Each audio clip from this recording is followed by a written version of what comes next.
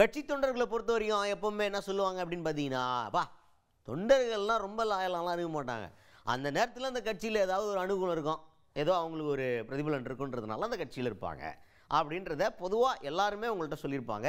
டீக்கடை அரசியல் வரைக்கும் நம்ம அப்படி தான் பார்த்துருப்போம். அவன் என்ன பிடிச்சி போய் அந்த கட்சியில் இருக்கான், நல்லா காசுபா, பயங்கரமாக செட்டில் ஆகிட்டியா, அதனால் இருக்கான் அப்படின்ற மாதிரி பேசுவாங்க.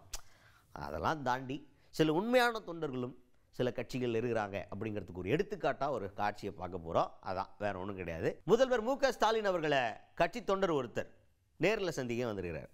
இது என்னப்பா பிரமாதம், எல்லாருமே தான் சந்திக்க வருவாங்க அப்படின்னு நீங்கள் கேட்டிங்கன்னா, சந்திக்க வந்து ஒரு சும்மா சந்திக்கல, ரொம்ப இமோஷ்னலாக ஃபீல் பண்ணியிருக்காரு.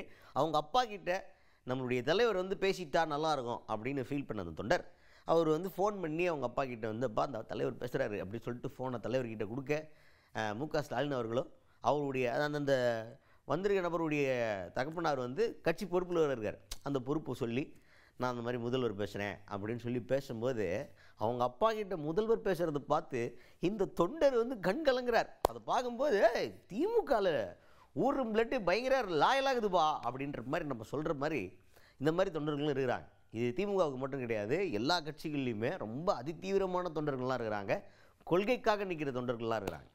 அப்பேற்பட்ட விஷயத்த நம்ம ஊரில் இருக்கிற பாலிடிக்ஸ் கொஞ்சம் ஆரோக்கியமாக இருக்குது அப்படிங்கிறத உணர்த்துறதுக்கான ஒரு சின்ன எடுத்துக்காட்டாக இந்த நிகழ்வை நம்ம பார்க்க முடியும். திமுகவில் மட்டும் இல்லை, நான் நிஜமாக சொல்கிறேன், எல்லா கட்சியிலையுமே இந்த மாதிரி தொண்டர்கள் நிறைய பேர் இருக்கிறாங்க.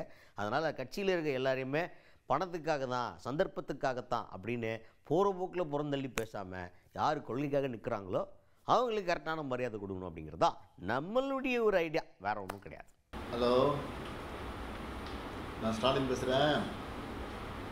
உங்கள் மகன் செயலாளர் இருக்கிற ஆலங்குளம் தெற்கு ஒன்றிய செயலாளர் சிவகுமார் வந்திருக்காரு, இங்கே பேசிகிட்டு இருக்கோம். நீங்கள் ஃபோட்டோ எடுத்துன்னு சொன்னீங்களாமே என் கூட, நாளைக்கு வரீங்களா அறிவாளத்துக்கு? நாளைக்கு சென்னைக்கு வர முடியுமா?